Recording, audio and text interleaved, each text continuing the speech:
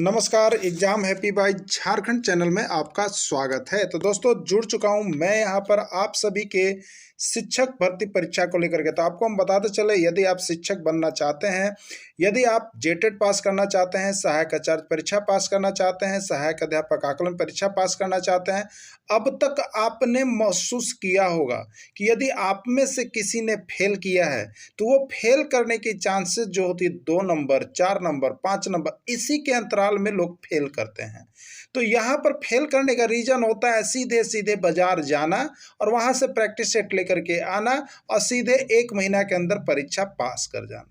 तो ये सारे रोगों से आपको मुक्ति दिलाना पड़ेगा। ये जो है बहुत बड़ी बीमारी है आपकी, जो कि आप ये करते हैं और यहाँ पर पढ़ते नहीं हैं। तो आपको अगर ये 2 नंबर, 4 नंबर, 10 नंबर से यदि आप फेल कर रहे हैं, किसी में रिजल्ट नहीं हो रहा है, तो आप यहाँ पर हमारे चैनल के साथ जुड़िए, जिसमें आपको यहाँ पर एनसीईआरटी टेक्स्ट बुक पर आधारित सारे प्रश्नों की, सारे सब्जेक्ट की तैयारी करवाई जा रही है।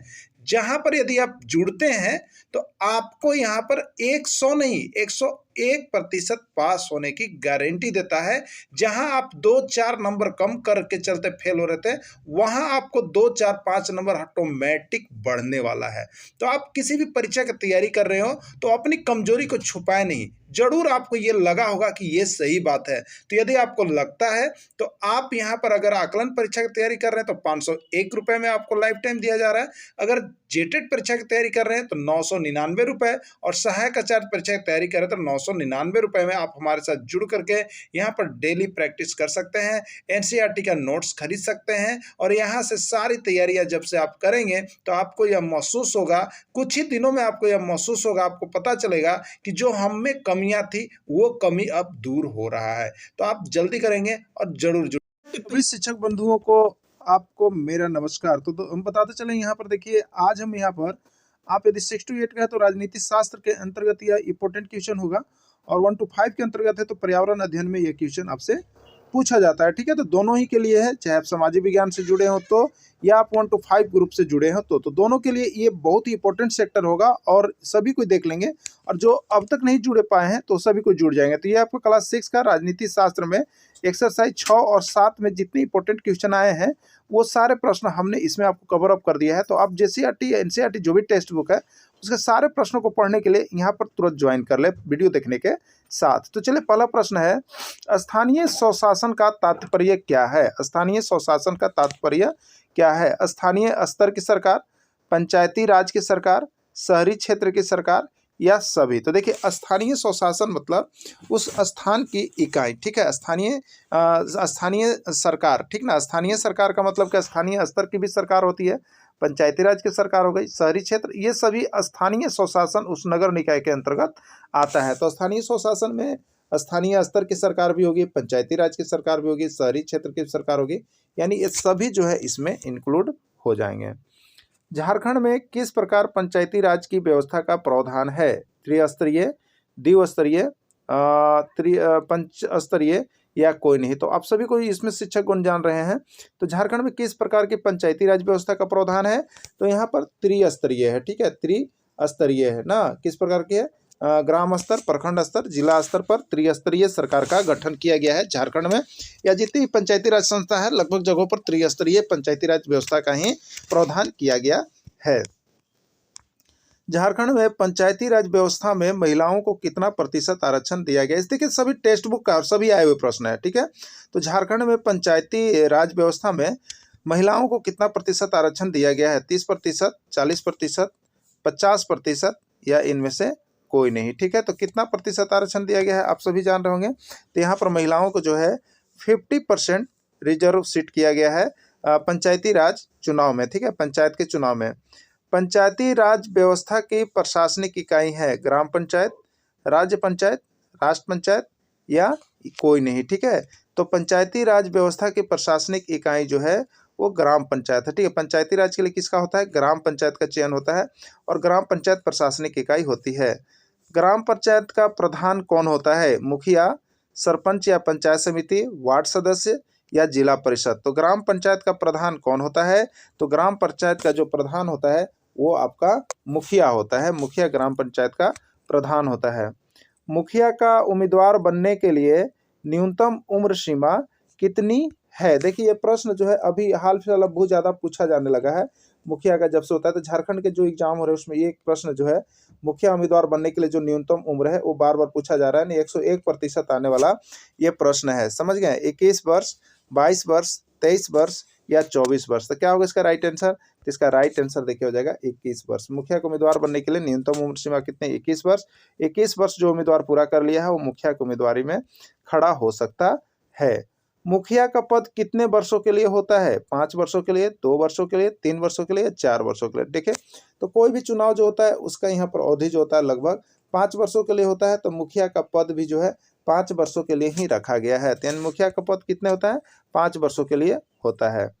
ग्राम सभा की बैठक की अध्यक्षता कौन करता है। ग्राम सभा की बैठक की अध्यक्षता कौन करता है, मुखिया, पंचायत समिति, जिला परिषद या वार्ड सदस्य। ठीक है, तो ग्राम सभा की बैठक की अध्यक्षता वहाँ के ग्राम पंचायत के प्रधान करेंगे और ग्राम पंचायत के प्रधान जो होते हैं वो मुखिया होते हैं। इसलिए इसका राइट आंसर जो है ग्राम सभा की बैठक यहाँ पर मुखिया के कर कमलों से किया जाएगा। भारत में पहली बार पंचायती राज व्यवस्था कहाँ लागू किया गया, राउरकेला, राजस्थान, उत्तर प्रदेश या महाराष्ट्र। ठीक है, तो भारत में पहली बार पंचायती राज व्यवस्था जो है राजस्थान में किया गया। कहाँ किया गया, राजस्थान में शुरुआत इसका किया गया है। अगला है, भारत में पहली बार पंचायती राज व्यवस्था जो है किस तिथि को लागू किया गया, 2 अक्टूबर 1859, 3 अक्टूबर 1859, 2 अक्टूबर 1959 या 3 अक्टूबर 1969। तो इसका राइट आंसर जो है आपका यहाँ पर 2 अक्टूबर 1959 ईस्वी होगा। क्या होगा, 2 अक्टूबर 1959 ईस्वी को यहाँ पर लागू किया गया है पंचायती राज व्यवस्था को।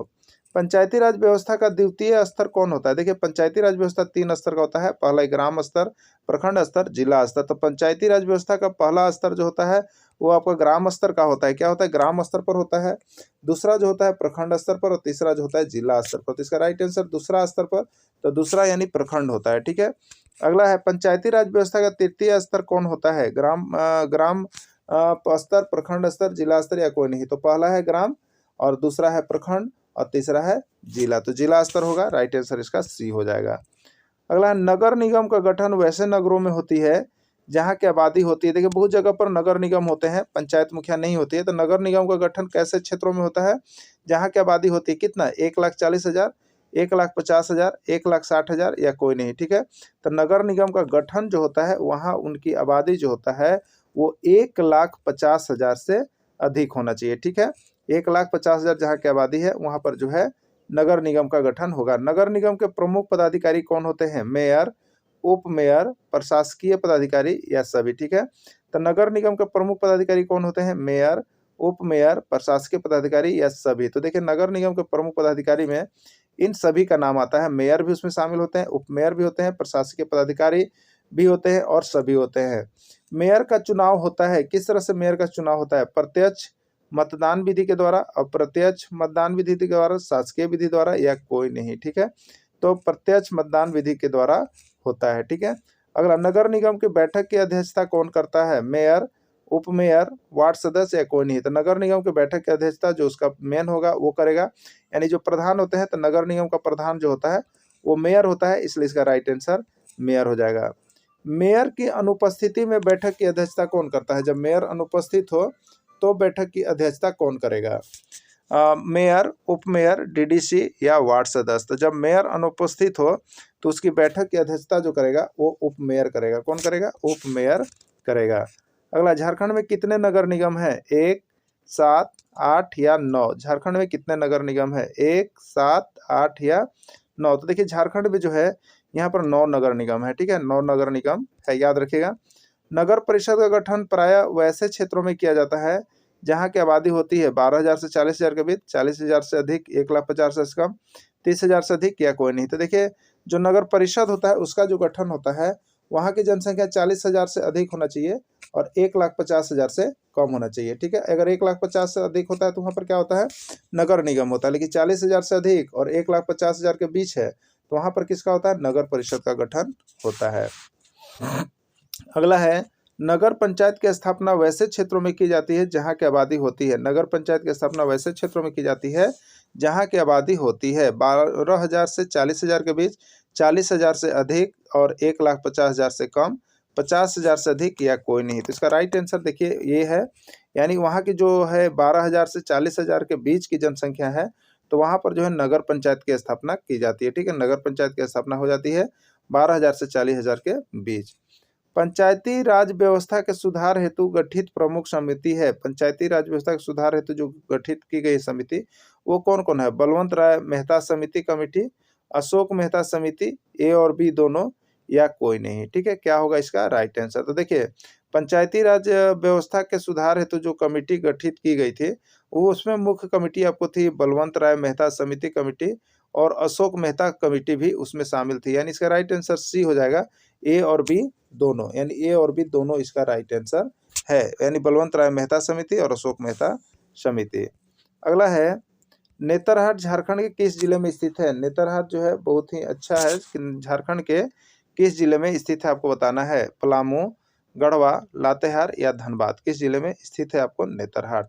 तो देखिए, नेतरहाट जो है ये झारखंड का बहुत ही अच्छा पर्यटक स्थल है, इसलिए झारखंड के किस जिले में पड़ता है पूछा जा रहा है, तो आपका ये लातेहार में पड़ता है। और एक बेतला भी है, वो भी आपको लातेहार में ही पड़ता है। तो लातेहार प्रकृति मनोरम दृश्य है, यहाँ पर घूमने के लिए आप आ सकते हैं। अगला है, नेतरहाट लातेहार जिला के किस प्रखंड में पड़ता है? चलिए, नेतरहाट जो है लातेहार जिला है, उसका कौन सा प्रखंड में पड़ता है? बालूमाथ, महुआदार, चंदवा या कोई नहीं। ठीक है, इसका राइट आंसर है देखिए महुआदार। महुआदार प्रखंड में ही लातेहार जिले के महुआदार प्रखंड में नेतरहाट पड़ता है। छोटा नागपुर का कश्मीर किसको कहा जाता है? छोटा नागपुर जो हम लोग झारखंड है उसका कश्मीर किसको कहा जाता है? छोटा नागपुर का कश्मीर किसको कहा जाता है आपको बतलाना है। ठीक है, तो छोटा नागपुर का कश्मीर जो है वो नेतरहाट को ही कहा जाता है। नेतरहाट को ही छोटा नागपुर का कश्मीर कहा जाता है। ठीक है, अगला है, छोटा नागपुर की रानी किसको कहा जाता है? नवोदय, लातेहार, नेतरहाट, बेतला या रांची। ठीक है, तो छोटा नागपुर का जो कश्मीर है ना, वो आपको बोला जाता है किसको? तो वो नेतरहाट को ही बोला जाता है। किसको बोला जाता है? नेतरहाट को छोटा नागपुर की रानी भी कहा जाता है। देखिए, सारे प्रश्न आप जो देख रहे हैं, सारे अभी तक जितने झारखंड में एग्जाम हुए हैं सब में पूछेगा प्रश्न, और देखिएगा ये सारे प्रश्न आपका टेक्स्ट बुक का भी है। ठीक है, तो इस तरह से ये बहुत ही अच्छा है टेक्स्ट बुक का जो आपको नोट्स मिल रहा है, आप सभी जरूर परचेज करके पढ़ लीजिएगा, क्योंकि यहाँ से